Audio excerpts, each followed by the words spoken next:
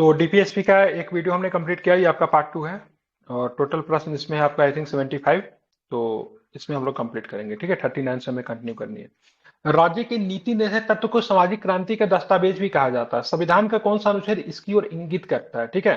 तो ये 38, जिसके बारे में हम लोगों ने बात किया था, शुरू का 36, 37, 38 और 39, ठीक है। ये बहुत इंपॉर्टेंट है, ठीक है। हालांकि सारे ही इंपॉर्टेंट, 40 भी उतना ही इंपॉर्टेंट है, आपको ध्यान रखना है। इसमें 38 की बात करेंगे तो क्या बोलता है, तो इसको सामाजिक क्रांति का दस्तावेज भी कहा जाता है, क्योंकि सोशल राइट को बढ़ावा देने की बात करती है।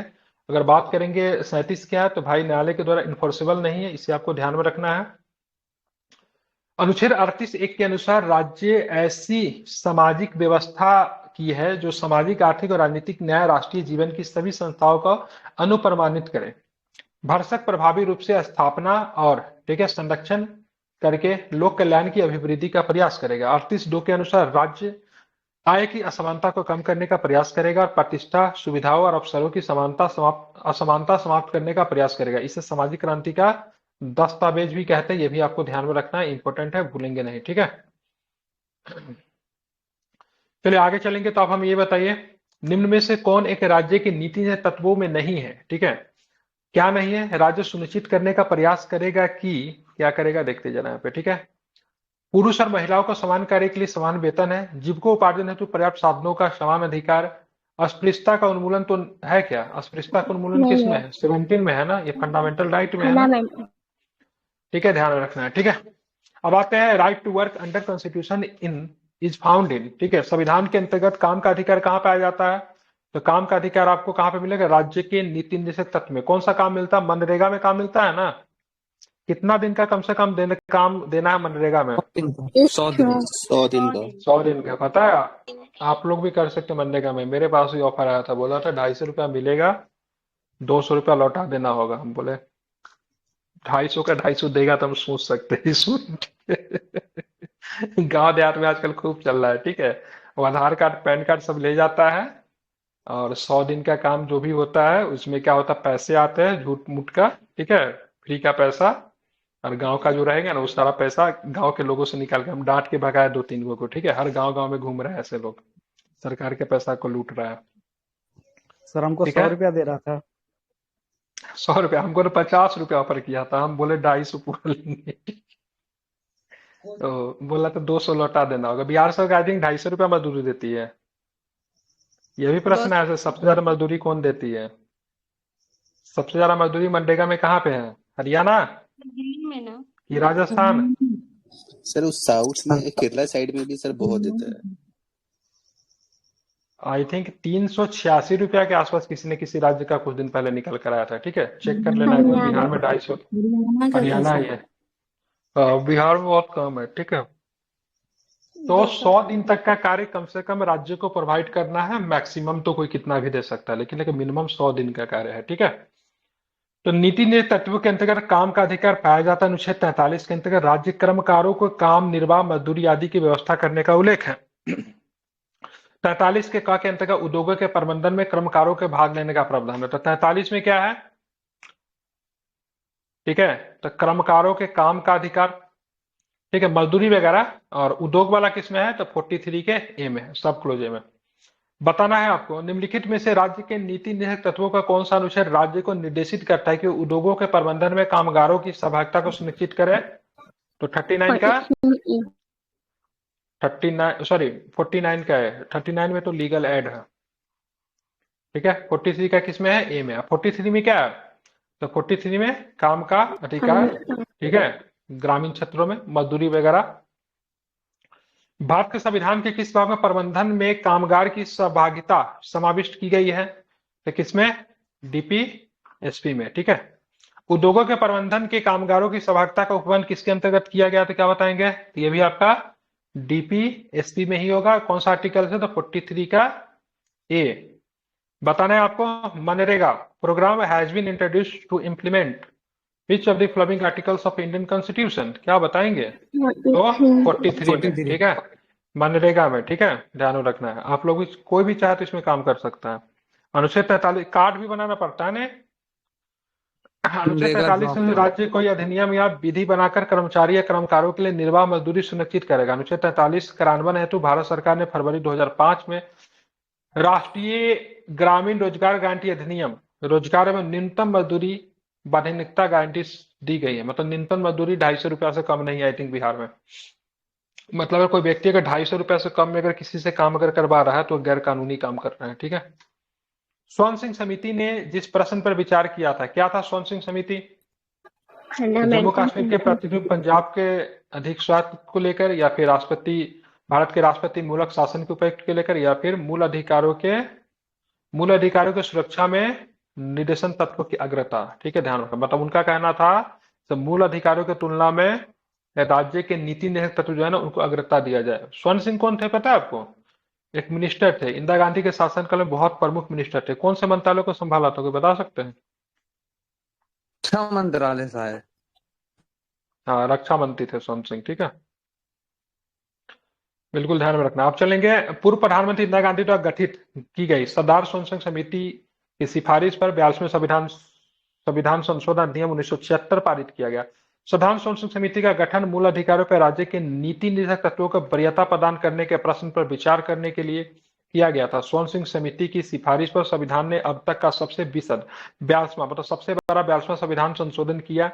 इसी के कारण 42वें संविधान संशोधन को लघु संविधान की संज्ञा दी गई। 42वें संविधान संशोधन द्वारा सभी निर्देशक तत्वों को मूल अधिकारों पर प्राथमिकता प्रदान करते हुए, ठीक है, 3 नए निर्देशक तत्वों को संविधान में शामिल किया गया।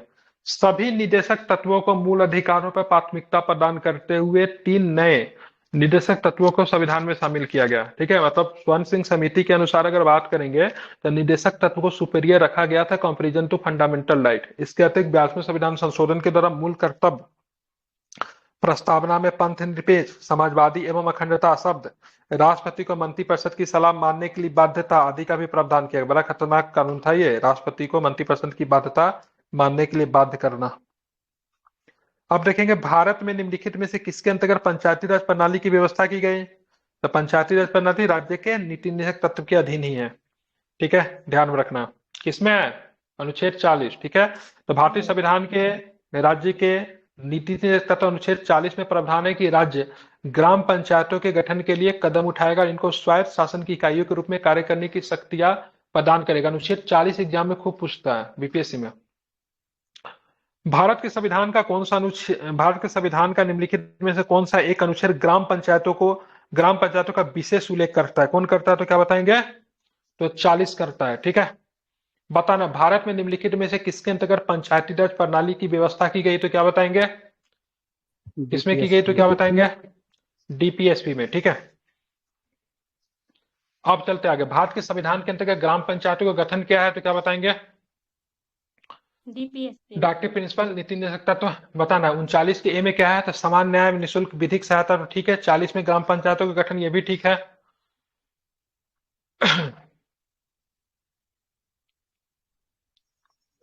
उसके बाद हम लोग चलेंगे 44 की बात करेंगे, समान नागरिक संहिता, ये भी ठीक है। और 48 में बात करें न्यायपालिका के कार्यपालिका से पृथककरण, इसमें नहीं है। ठीक है, ध्यान रखें, न्यायपालिका के कार्यपालिका से पृथककरण, विधायिका के कार्यपालिका से पृथककरण नहीं है। ठीक है, ध्यान में रखना है। ठीक है, किसमें है? तो 50 में है। ठीक है, 48 में कृषि और पशुपालन संगठन है। 40 में क्या है? समान नागरिक संहिता है। ठीक है, सॉरी, 44 में समान नागरिक संहिता है। 40 में ग्राम पंचायतों का संगठन है। समान न्याय एवं निःशुल्क विधिक सहायता के बारे में 39 में है। भारत के संविधान में वर्णित नीति निर्देशक तत्वों का सुमेलित युग्म पहचानिए। ठीक है, क्या है देखेंगे यहाँ पे? समान न्याय निःशुल्क विधिक सहायता 42 गलत है। कृषि और पशुपालन संगठन का उद्देश्य 43 है क्या? सॉरी, 43 में है क्या? नहीं सर, गलत है। ग्राम पंचायतों का गठन 41, ये भी गलत है। पुरुषों और स्त्रियों के समान कार्य के लिए समान वेतन 39 में, बिल्कुल ठीक है। 39 का कौन सा आर्टिकल्स? 39 का डी। ठीक है, बिल्कुल। 39 का ए क्या बोलेगा? तो 39 का ए के तहत राज्य को निर्देशित किया गया कि सभी को समान कार्य के रूप में सभी को समान रूप में न्याय उपलब्ध कराएगा। 39 के ए में है। ठीक है, अब बताने आगे। संविधान के 42वें संशोधन द्वारा निम्नलिखित में से कौन से सिद्धांत राज्य के नीति निर्देशक तत्वों में जोड़ा गया? तो समान पुरुष कार्य। और स्त्री दोनों के लिए समान कार्य के लिए समान वेतन, या फिर उद्योगों के प्रबंधन में कामगारों की सहभागिता, या फिर बताना है काम, शिक्षा, सार्वजनिक सहायता पाने का अधिकार, या फिर श्रमिकों के लिए निर्वाह योग्य वेतन और काम की समान मानवीय दशा सुनिश्चित। ठीक है, तो पहला ही सही है। ठीक है, और पहला कौन सा लिया भाई? आर्टिकल। अरे उसमें क्या पूछ रहा है, इसमें ये 42वां संविधान के, तो कौन सा जोड़ा गया था इसमें? 43 के बी जोड़ा गया ए था, नहीं ए जोड़ा गया था, सॉरी ए 43 का ए जोड़ा जोड़ा गया गया था। था, 43 का ए जोड़ा गया था नहीं, बी जोड़ा। यही है ना कि बी? ए होगा। ए होगा, ठीक है, ए देख लेते हैं। ठीक है, 43 का ए भी है दोनों। ठीक है। संविधान के 42वें संशोधन अधिनियम 1976 के दौरान नीति निर्देशक तत्वों में संशोधन किया गया। 3 नए नीति निर्देशक तत्वों को संविधान में शामिल किया, तीन तीन को शामिल किया गया था। कौन कौन के किया गया था बताइए? तो सबसे पहले देखेंगे तुम्हारा मैम। समान न्याय और निःशुल्क विधिक सहायता, जो कि 39 के ए में है। उद्योगों के प्रबंधन में कर्मकारों का भाग लेना 43 के ए में है, जो कि अभी प्रश्न था। ठीक है, पर्यावरण पर्यावरण की रक्षा और सुधार और वन्य जीवों की सुरक्षा की बात करें 48 के क में था। ठीक है, तो 39, ठीक है, 43 और 48 तीनों का सबक्लोज ए को शामिल किया गया था। ठीक है, बात के 49 का च का मतलब क्या होगा? 39 का च का मतलब क्या होगा? एफ। 6 नंबर पे क्या होता है? 6 नंबर पे F A B C D E F, F होगा। ठीक है, 39 के एफ में भी संशोधित किया गया था कि बालकों के स्वास्थ्य विकास के अवसर और सुविधाएं तथा उनके शोषण से बचाने तथा नैतिक आर्थिक परित्याग के मामले में राज्य रचनात्मक भूमिका करे। लेकिन मेन क्या है आपका? तो 39, 43 और 48 तीनों का ए को शामिल किया गया 42 कॉन्स्टिट्यूशन अमेंडमेंट 1976। चलिए इसका उत्तर बताइए क्या होगा? सोर्सेज का डिस्ट्रीब्यूशन। नहीं समझे क्या? सोर्सेज का डिस्ट्रीब्यूशन अमंग पीपल्स, वो कौन से में आएगा? 39 के कौन से? हम नहीं समझ रहे, आवाज स्पष्ट नहीं आ रही, फिर से बोलिए। सोर्सेज का डिस्ट्रीब्यूशन पीपल में इक्वली। अच्छा, रिसोर्स का डिस्ट्रीब्यूशन Article में आएगा। पीपुल में किस में आएगा? सो जी अच्छा, तो ये आपके किस में सर आएगा? 39 रिसोर्स को 39 बी है सर वो। हाँ उसमें डाल सकते हैं, बिल्कुल ठीक है। हाँ 39 के बी में आ जाएगा। 39 बी में क्या है? 39 बी क्या कहता है? संसाधनों का समान वितरण। बिल्कुल, संसाधनों का समान वितरण की बात करता है। ठीक है, 39 बी। ठीक है, चलिए 42वें संविधान संशोधन द्वारा किस अनुच्छेद के माध्यम से श्रमिकों के प्रबंधन की भागीदारी सुनिश्चित की गई? तो श्रमिकों के प्रबंधन की बात करेंगे तो 39 ए में, सॉरी 43 ए में, और सीधे 43 में क्या है? सीधे 43 में क्या है? आम बिल्कुल ठीक है, आजीविका गांव के लिए वगैरह में सर। जो मनरेगा नरेगा जो ग्रामीण कार्य जो होते हैं ना, वो आपको है। ठीक है, जीविका कह सकते हैं। निम्नलिखित में से कौन सा निदेशन सिद्धांत निदेशक तत्व संविधान का 42वें संविधान अधिनियम 1976 के द्वारा जोड़ा गया? तो क्या किसको किसको जोड़ा गया बताइए? तो समान न्याय एवं मुक्त कानूनी सहायता किसमें है? आर्टिकल 39 के ए को शामिल किया गया। ठीक है, यही होगा। अब आते हैं बताने आपको निम्नलिखित में से कौन सा है कि राज्य के नीति निर्देशक तत्व सिद्धांत संविधान में बाद में जोड़ा गया? तो बाद में कौन जोड़ा गया? ठीक है, तो मुफ्त कानूनी सलाह 39 ए। में। ठीक है, आप चलते आगे। बताना है आपको यहाँ पे राज्य के नीति निर्देशक सिद्धांतों में से किसके बारे में संविधान शांत है? ठीक है, तो एडल्ट एजुकेशन के बारे में संविधान जो है शांत है। बच्चों की शिक्षा के बारे में तो बात करता है, लेकिन एडल्ट एजुकेशन के बारे में बात नहीं करता। प्रौढ़ शिक्षा उल्लेख नीति निर्देशक सिद्धांतों में से नहीं है। कामगारों के निर्वाह मजदूरी 43 में है। समान न्याय एवं निःशुल्क विधिक सहायता 39 के ए में है। ठीक है, उसके बाद आरंभिक शिशुत्व देख रेख 6 वर्ष से कम आयु के बच्चों के लिए शिक्षा उपवन की बात करेंगे तो इसमें है। ठीक है, ध्यान में रखना है। ठीक है,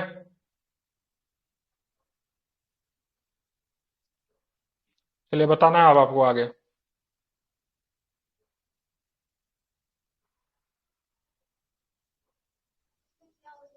चलिए बताइए इसका उत्तर क्या होगा?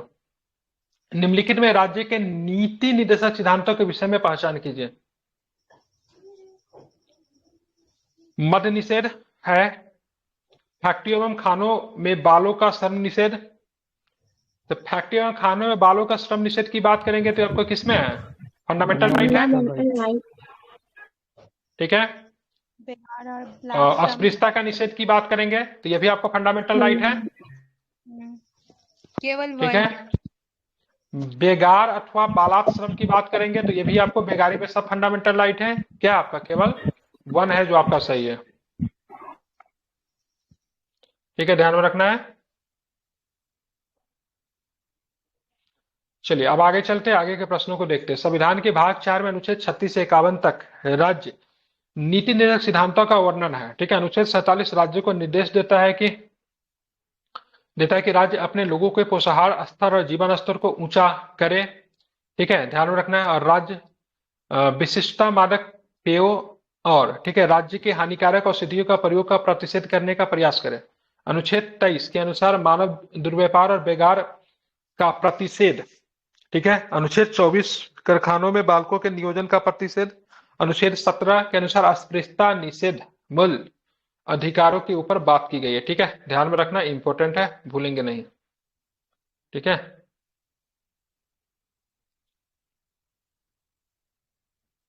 चलिए आगे का उत्तर बताइए क्या होगा। भारत के संविधान में अनुच्छेद 44 में दी गई समान नागरिक संहिता के बारे में निम्नलिखित में से कौन सा कथन सही है, बताइए।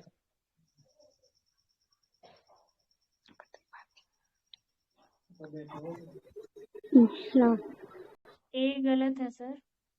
पहला गलत है।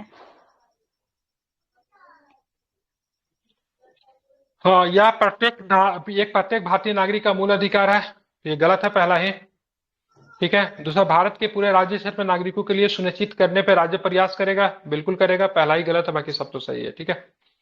देखिए, राज्य के नीति निर्देशक तत्वों का उल्लेख संविधान के भाग 4 के अनुच्छेद 36 से 51 तक किया गया। यह संवैधानिक निर्देश विधायिका, कार्यपालिका और प्रशासनिक मामलों में राज्य के लिए सिफारिश है। अनुच्छेद 44 में दी गई समान नागरिक संहिता भी नीति निर्देशक तत्व है, जिसे भारत के पूरे राज्य क्षेत्र में नागरिकों के अधिकार सुनिश्चित करने का राज्य का प्रयास करेगा। राज्य के द्वारा कब किया गया है? अभी तो उत्तराखंड में लागू हुआ है ये। हाँ, ठीक है, उत्तराखंड में लागू हुआ है, ठीक है, ध्यान में और रखना। गोवा में पहले बताना से है, था। गोवा में पहले से, ठीक है। 2018 निम्नलिखित में कौन एक नीति निर्देशक तत्व है? समान नागरिक संहिता तो है ना। चलिए आगे बताना है आपको। नागरिकों के लिए समान सिविल संहिता का प्रावधान प्रदत्त किया गया संविधान के किस अनुच्छेद में है? 44 में है। निम्नलिखित में से कौन एक राज्य के नीति निर्देशक सिद्धांतों में सम्मिलित है? राज्य देश के पर्यावरण के संरक्षण तथा संवर्धन का प्रयास करेगा, ये तो है ही। Yes sir. पूरा ऑप्शन देख लीजिए पहले। राज्य किसी व्यक्ति को कानून के समक्ष समानता माना नहीं करेगा, ठीक है, तो ये तो फंडामेंटल राइट है।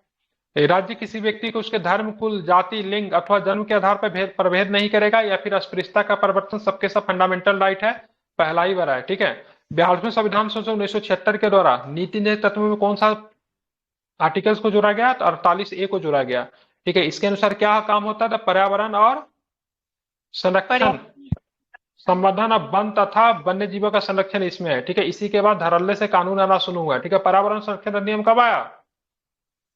जंगल में जाके जंगल के फल वगैरह तोड़ेंगे, उसका नुकसान करेंगे, लकड़ी तोड़ के लाएंगे तो जेल जाएंगे, किसमें? 1986 में, ठीक है। अगर हमारे जंगल में कुछ फल है, जंगल में कोई लकड़ी है, तो उसको काटने का अधिकार किसको होगा? तो वहां पे जो लोग रहने वाले उन्हीं को होगा, दूसरा नहीं कर सकता। फिर अगर उनसे आप खरीद भी नहीं सकते हो, जंगल के जो संसाधन लेके जो ट्राइब जो आएंगे वो बेचेंगे किसको? अपने ही लोगों को बेचेंगे। अगर बाहर के कोई लोग अगर उसको खरीद रहा तो वो भी इलीगल है, समझ रहे हैं ना। इसीलिए देखिएगा ट्राइब्स वगैरह जो होता है कभी भी लकड़ी वगैरह वो कभी भी ना गैस सिलेंडर वगैरह ये सब प्रयोग नहीं करते, सब लकड़ी से होता है। जाते हैं अपने जंगल में काट के लाते हैं, मुर्गा उर्गा पकड़ के लाते हैं, जानवर उड़ पकड़ के लाते हैं, आराम से खाते पीते, कोई दिक्कत नहीं है। यही दूसरा व्यक्ति अगर जाएगा उनसे खरीदने की कोशिश करेगा तो इलीगल होगा। निम्नलिखित में से कौन सा विषय ऐसा है जिससे मूल कर्तव्य और राज्य के नीति निर्देशक तत्व दोनों में स्थान मिला है? तो कौन सा होगा भाई? सहकारी समितियों का प्रोत्साहन, या फिर पर्यावरण क्या पर्यावरण वन एक आगे मिनट प्रश्न करिए, ठीक है। निम्नलिखित में कौन सा ऐसा विषय है जिसे मूल कर्तव्य और राज्य के नीति निर्देशक तहत दोनों में स्थान मिला है, ठीक है। निम्नलिखित में से कौन ऐसा विषय है जो कि फंडामेंटल राइट राज्य के नीति निर्देशक तहत दोनों में मिला है? तो दोनों का प्रश्न क्या होगा? फंडामेंटल राइट, सो एक मिनट, फंडामेंटल राइट डीपीएसपी की बात करेंगे तो क्या होगा? सर तब वो उसका उत्तर क्या होगा? फंडामेंटल ड्यूटी है हम प्रश्न क्या बोल रहे हैं, प्रश्न समझिए ना, पहले अपना दिमाग क्यों लगा रहे हैं? हम प्रश्न को चेंज करने की कोशिश कर रहे हैं, ऐसा प्रश्न पूछता है। अगर यहाँ पे एफआर अगर यूज करेंगे और साथ में आपका डीपीएसपी होगा तो ये चारों ऑप्शन में से क्या सही उत्तर होगा? सेम है। एंड ही होता है। सहकारी समितियों का बनाने का अधिकार क्या फंडामेंटल राइट में नहीं है? डी होगा सर। हाँ, तब डी हो जाएगा। अगर यहाँ पे एफआर और डीपीएसपी रहेगा तब डी होगा, ठीक है, ध्यान में रखना। आप चलिए आप प्रश्न को चेंज करते हैं, आप जो मूल क्वेश्चन है उस पे आते हैं, ठीक है। आप यहाँ पे देखिए, यहाँ पे मूल कर्तव्य और राज्य के नीति निर्देशक तत्व है, वो किसमें होगा? तो यहाँ पे पर्यावरण वन और वन्य जीवों की रक्षा और अभिवृद्धि, ठीक है, ध्यान में रखना, ऑप्शन नंबर बी। ये सहकारी समितियों का प्रोत्साहन है, प्रमोशन ऑफ कोऑपरेटिव सोसाइटी की बात करेंगे तो ये आपका डीपीएसपी में भी है और साथ में आपका फंडामेंटल राइट में भी है। चिल्ड्रन बिलो 14, क्या जो चिल्ड्रन बिलो 14 का वो तो एफआर में भी आ जाएगा, एफडी में भी आ जाएगा, डीपीएसपी में भी आ जाएगा। हाँ, तो ऐसा ऑप्शन नहीं ना था, यहाँ पे ऑप्शन नहीं था ना, वो तो तीनों में है, वो तीनों में ही है, ठीक है। चलिए, निम्नलिखित में से भारत के संविधान की किसमें पर्यावरण संरक्षण एवं संवर्धन तथा वन एवं वन्यजीव रक्षा के लिए कानून बनाया गया? बताइए क्या होगा? एक मिनट। डीपीएसपी और फंडामेंटल। सी होगा, ए भी दो। एक मिनट, फोन ले रहा हूं मैं।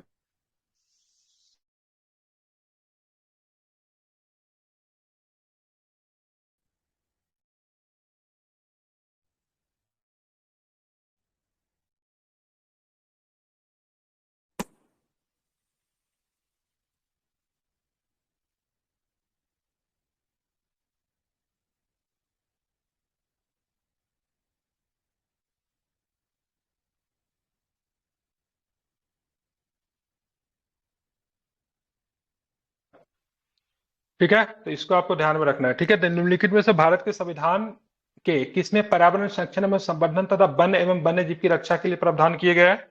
तो क्या बताएंगे? डीपीएसपी तो डीपीएसपी और फंडामेंटल। डीपीएसपी और मूल अधिकार, सॉरी मूल कर्तव्य, दोनों में, ठीक है। चलिए आगे चलते हैं। भारत में न्यायपालिका का कार्यपालिका से पृथककरण किसमें है? आर्टिकल्स कौन सा है? आर्टिकल्स 50 है ना? आर्टिकल्स 50 में है, ठीक है, ध्यान में, आर्टिकल्स 50 में है, ठीक है। और किसमें है? तो राज्य के नीति निर्देशक तत्व में है, ठीक है। चलिए, तो किसका है कार्यपालिका का, किससे पृथककरण है? न्यायपालिका से आय। ठीक है, बिल्कुल ठीक है, जुडिशरी से है। कार्यपालिका और विधायिका का पृथककरण नहीं है, ठीक है, ध्यान रखें। कार्यपालिका हमेशा विधायिका के प्रति एक तरह से देखेंगे तो उत्तरदायी होती है, ठीक है, ध्यान रखें। कार्यपालिका को विधायिका के प्रति है, न्यायपालिका को न्यायपालिका से भी पृथककरण नहीं है, न्यायपालिका एकीकृत है, ठीक है। चलिए, हालांकि विधायिका एकीकृत नहीं है, स्टेट का विधायिका अलग होगा और सेंट्रल का अलग होगा। राज्य के नीति निर्देशक सिद्धांतों के निम्नलिखित अनुच्छेदों में से कौन सा अंतर्राष्ट्रीय शांति और सुरक्षा के संवर्धन से संबंधित है? तो 51, ठीक है, 51, ठीक है। इसमें बहुत सारी चीजें आती है, जैसे क्या आते हैं? अंतर्राष्ट्रीय शांति और सुरक्षा की अभिवृद्धि का बात करना, राष्ट्रों के बीच में न्याय संगत और सम्मानपूर्ण संबंधों को बनाए रखना, संगठित लोगों के एक दूसरे के व्यवहार में अंतर्राष्ट्रीय विधि एवं संधिबद्धताओं के प्रति आदर बढ़ाना, अंतर्राष्ट्रीय विवादों को मध्यस्थता द्वारा निपटारे के लिए प्रोत्साहित करने का प्रयास करना। जैसे मोदी जी कहते हैं ना, ये युद्ध का विकल्प, सॉरी, सभी चीजों का विकल्प शांति हो सकता है, बात करके आपस में क्या किया जाए, मामले को सुलझाया जाए, ठीक है। तो ध्यान में रखना है किसमें आएंगे, इसी में आते हैं। वसुधैव कुटुंबकम के हम लोग बात करते हैं, ठीक है। भारतीय संविधान का कौन सा भाग अंतर्राष्ट्रीय शांति और सुरक्षा के प्रति राज्य के उत्तरदायित्व का उल्लेख करता है? तो क्या बताएंगे? तो डीपीएसपी, ठीक है। अब बात के भारत के संविधान में अंतर्राष्ट्रीय शांति और सुरक्षा की अभिवृद्धि कहाँ उल्लेख है?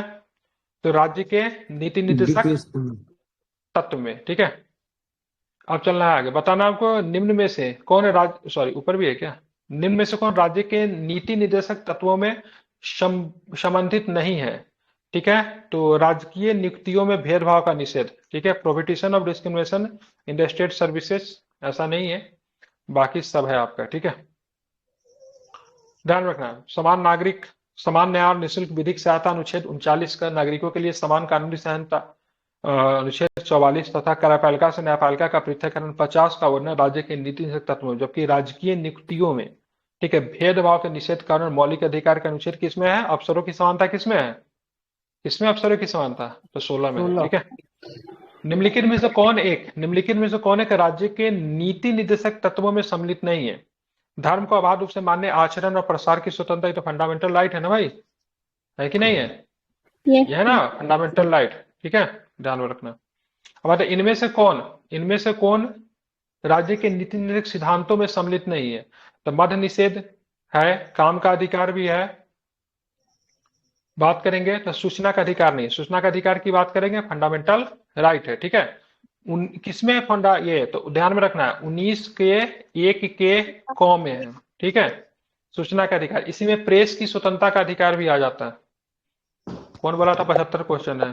75 ही है। ठीक है, अब आगे देखते हैं कौन सा प्रश्न। संविधान का कौन सा संशोधन यह प्रावधानित करता है कि कोई कानून जो राज्य के उन नीति निर्देशक सिद्धांतों को जो अनुच्छेद 39 में 39 में वर्णित है प्रभावी बनाने हेतु पारित किया जाएगा, इस कारण से निरस्त नहीं किया जाएगा कि वो अनुच्छेद 14 और 19 में प्रदत्त अधिकारों को सीमित करता है। बहुत इंपॉर्टेंट है, बताओ अनुच्छेद 39B और 39C, जब भी इसको लेकर राज्य अगर कानून बनाएगी तो उस कानून को इस आधार पे उस कानून को समाप्त नहीं कर सकते। जैसे आर्टिकल्स 14 आर्टिकल्स 19 का उल्लंघन करता है।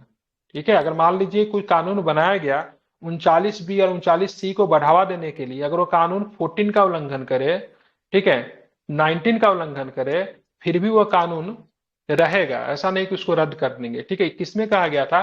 तो 25वां संविधान संशोधन में था। इंदिरा गांधी अपने आप को समाजवाद का सबसे बड़ा ब्रांड एम्बेसडर मानती थी, उनको समाजवादी चीजों को प्रावधान करना था, इसीलिए इसको शामिल किया गया था।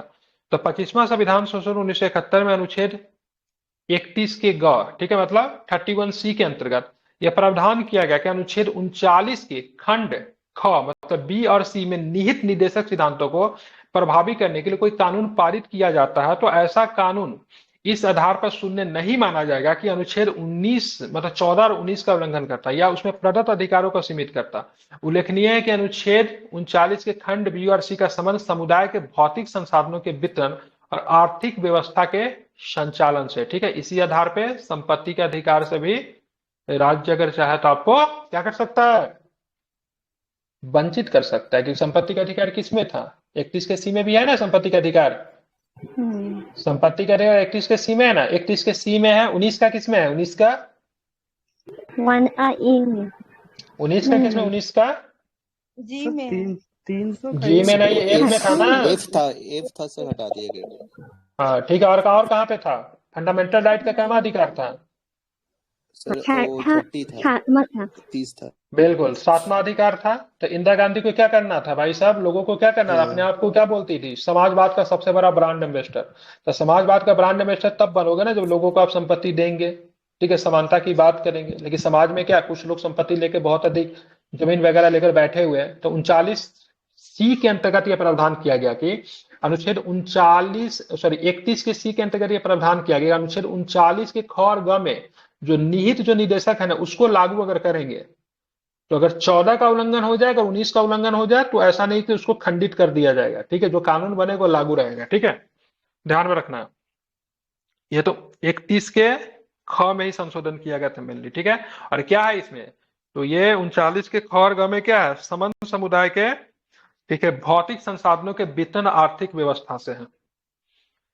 कौन सा नीति निर्देशक तत्व 44वें संविधान संशोधन द्वारा जोड़ा गया? ठीक है, व्यक्ति और समूहों के बीच आय की प्रतिष्ठा की सुविधाओं और अवसरों की समानता को समाप्त करने का प्रयास करना, फिर न्याय पाने के लिए अवसर के समान निःशुल्क और विधिक सहायता। किसमें? 39 के ए में है ना, है ना 39 के ए में। ठीक है, या फिर बात करेंगे तो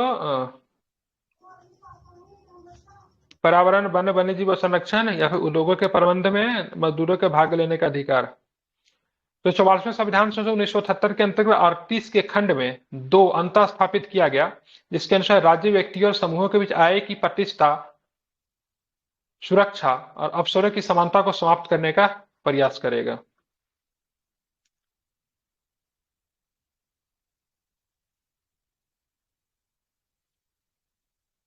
अच्छा, 44 में जोड़ा गया, ठीक है। ये कब जोड़ा गया था? ये कब जोड़ा गया था? 42 में, ठीक है। ये 42 में जोड़ा गया था, वो 42 में। तो यहाँ पे कौन जोड़ा गया? 43 का बी,